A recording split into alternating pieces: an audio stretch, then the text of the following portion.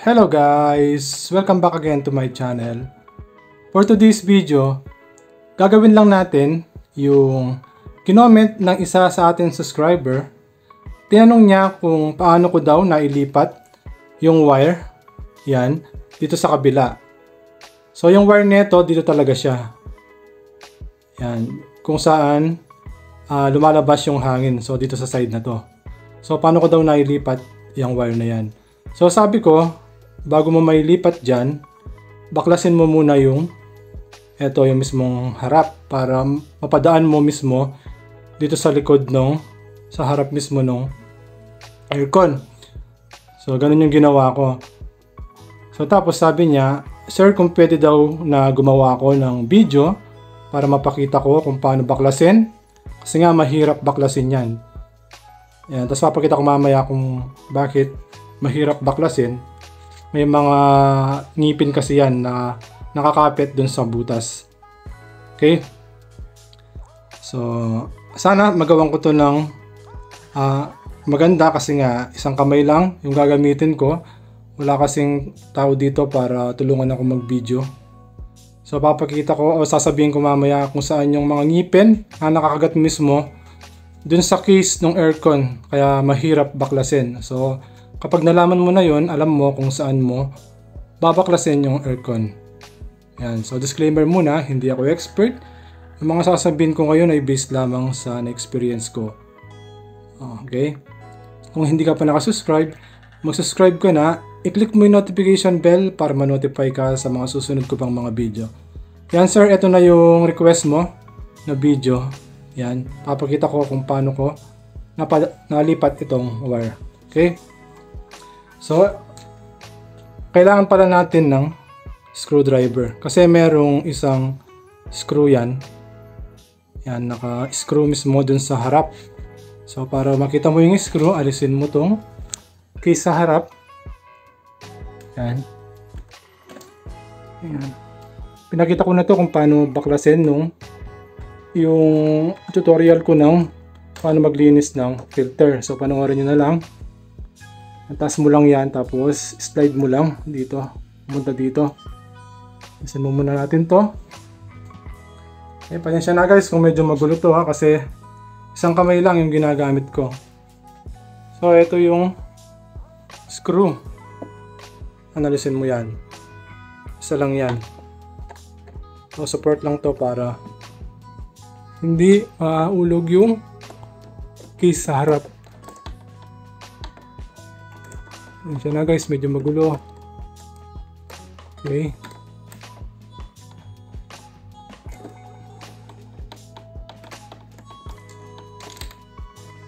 Bulog.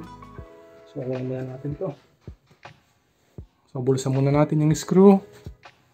Tapos, alisin na muna natin tong filter nya para hindi istorbo mamaya.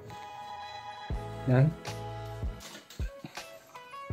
So, yung nakakagat dyan na ngipin, nandito sila. 4 yan. 2 dito sa taas. Yan. 2 dyan. Tapos, 2 sa gilid. Dito yan yung nakakagat. Eto. Dito. Yan. Dito sa side. Saka yung isa, dito sa baba nito. Ito nyo yan. Yan. Ito yung palatandaan ko. Yan. Nandito yung nakakagat. Okay, so mamaya papakita ko. So alisin na muna natin to. Sabitan ko ng wire. Yan. Nandito siya. Yan. Yan. Hindi natin dito kung nakikita natin. So hindi, mamaya na lang. So kung natatakot ka na hilain to, kuha ka ng ito yung tip ko. Kuha ka ng card. Yan. Okay, kung meron kang matigas na card o flat na ganito. Okay.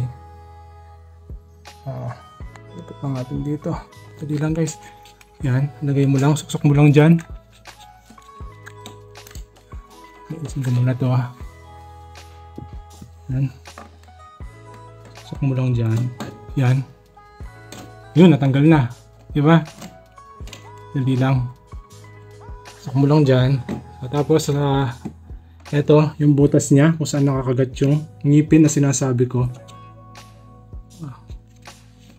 Bumaba na. So sa kabila tayo niyan. Lipat tayo sa kabila.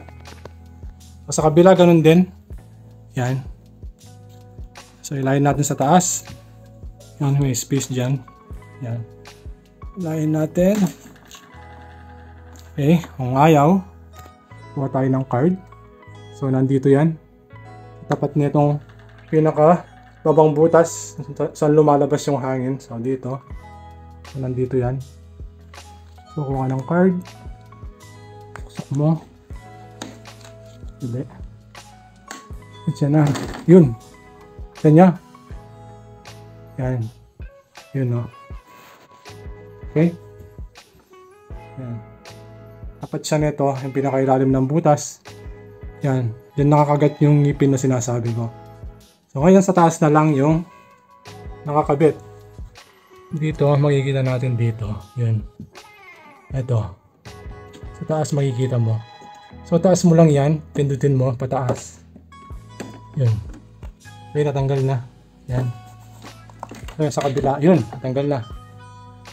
Yun guys. Tanggal ko na. Ito yun sir. Tanggal ko na. Yan. Isang kamay lang yung gamit ko. Natanggal ko. Siguro ikaw kung dalawa. Mas lalong matatanggal mo. Ito yung. Papakita ko yung ngipin. Yung mga ngipin. Dali muna natin dito. Ito yung nakakagat na mga ngipin. Kaya nahihirapan kang magtanggal. So yan. Ito yung dalawa sa taas. Yan. Yung pinindot natin sa kanina. Ito pala yung sa kabila yung pinindot natin kanina. Tapos ito yung dalawa. Yan. Tapat siya nung pinakailalim na butas kung saan lumalabas yung hangin. Okay. Yan. Tapos ito naman. Sa kabila. Yung para tandaan mo dapat.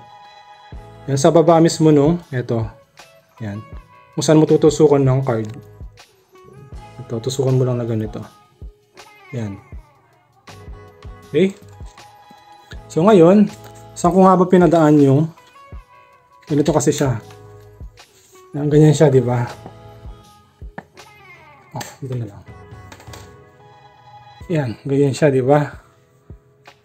So dito talaga yung wire niya, tapos pinadaan ko dyan. Yan. Hindi ko na kasi mapapakita doon kasi mahihirapan ako kasi isang kamay lang yung gamit ko. So papakita ko na lang dito kung paano ko pinadaan. So dito, yan, mula dito hanggang dun sa kabila. So ang ginawa ko, ito, sa likod. Okay. So dito yung original niya, di ba? Sa tapat mismo ng nabasa ng hangin. So dito yung wire, pag ganun. Tapos pinadaan ko dito. Yan, nakikita niyo yung ano nito. Yung parang kanal. May kanal dyan eh. Ito. So dito ko pinadaan. Yan. Mula dyan. Paganyan. So yan. Paganyan siya yung wire. Tapos merong butas dito sa kabila. Ito na yun. So merong rubber yan. May rubber yan dito. Huwag niyong kakalimutan. Ito. Para hindi masugat yung wire natin. Yan. Ito. Yung rubber. So nandito siya sa kabila. So parang ganyan siya. Yan, nakaganyan siya. Okay? Siguraduhin nyo lang na huwag maiipit yung wire. Pag nakalagay niya, galaw-galawin nyo. Kung hindi, maigpit. So ang ginawa ko yung kasi naiipit yung wire. Ang ginawa ko, nilagyan ko ng ito, support ng tape. So para naman hindi masugat. Okay? So yan, ganun lang. Yan. Hindi ko kasi pwedeng mapakita kung paano ko gagawin. Pero try natin ha. Pero ito. Try natin. So kunin muna natin to. Yan siya na guys, medyo magulo to ha. Isang kamay lang kasi yung gamit ko. So ang unang yung gagawin, pagkabit nyo, unahin nyo sa taas. So kabit nyo muna ang dalawang ngipin, yung kanina. Ito, yung ngipin kanina. Kabit nyo muna yan. So, yan. Dali.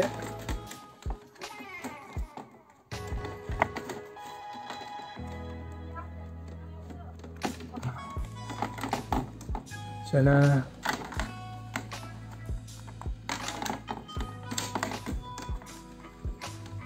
Ayan. Okay, yan. Kabit nyo muna sa taas. Yan, nakakabit na sa taas. Yan. Ito sa taas. So, ngayon, ito sa baba. Sa baba. Okay, dahan-dahan lang kayo. Huwag dapat maipit yan. Okay, dahan-dahan. Dahan-dahan lang na pag-press. Okay, yan. So, yan, maipit yan dito. Kung dalawa yung kamay nyo, diretso nyo na papunta dito. Yan, paganyan. Okay. Tapos yung kanal dito, yan yung sinasabi ko kanina, yung kanal. Doon yung padadaan yung wire. So, natin. Yan na. Yan, parang ganyan siya. Wait. Okay. Yan. Parang nakaganyan siya. Yung kanal doon. So, press na natin to. Yun. So, yan. Yan, hindi siya ipit. Nagagalaw ko pa. Yan. So, dito naman yan. Sa kabila. Yan. Padaan nyo lang dito. Okay lang yan. Dito may kanal din. Nakikita nyo sa kabila. May kanal din dyan. So, doon nyo ilagay yung wire. Yan. Yan. Yun. So, yung rubber kanina. Huwag niyong kakalimutan. Ito. Okay. Pwesto ko muna. Yan. O, pwesto na. Okay. Ganyan siya. Nakapwesto na. O, ngayon press na natin. Yan. Okay. Ang press mo lang. Muna natin. Okay, yan. Okay. Kailangan nasa kanal yung small mga wire na to. Huwag nyo hayaang masugat. Sa kabila. So, galaw-galaw natin. Nagbagalaw naman siya. Yan. So, ibig sabihin, hindi siya nakaipit. Okay. Yan. Okay. Okay. Tapos, balik na natin tong filter. Yan. Balik na natin yung filter. Okay. Yan. Okay, balik na natin yung dali. So, muna natin ito. Kasi mamaya paano siya. Okay, balik na natin to. Pagtakip mismo. So, taas muna natin. Okay. Muna. Pasok muna natin. Yan. Makapasok na dapat yan. Tapos ibaba mo na. Yan. Ganun lang. Yan guys, isang kamay lang yung gamit ko. Pero nagawa ko. Ay siya nga pala yung screw natin. Nakalimutan natin. Ito.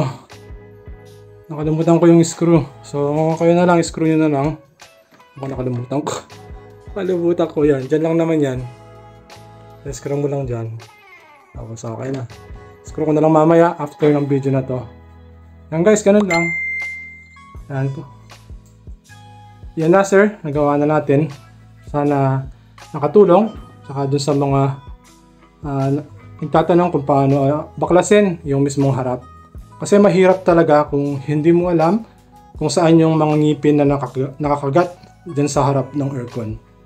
Okay guys, sana nakatulong naman ito. Pasensya na, medyo magulo kasi nga isang kamay lang yung gamit ko. So kung isang kamay lang yung gamit ko, natanggal ko, mas lalong na kayo kung dalawa yung kamay nyo. Okay guys, maraming salamat sa panonood. Mag-subscribe lang kayo. I-click yung notification bell para ma-notify kayo sa mga susunod ko pang mga video. Kung meron kayong question, suggestion, or gustong pagawa ng content, ilagay na lang din sa comment section. Okay guys, maraming salamat sa panonood. Hanggang dito na lang. Bye!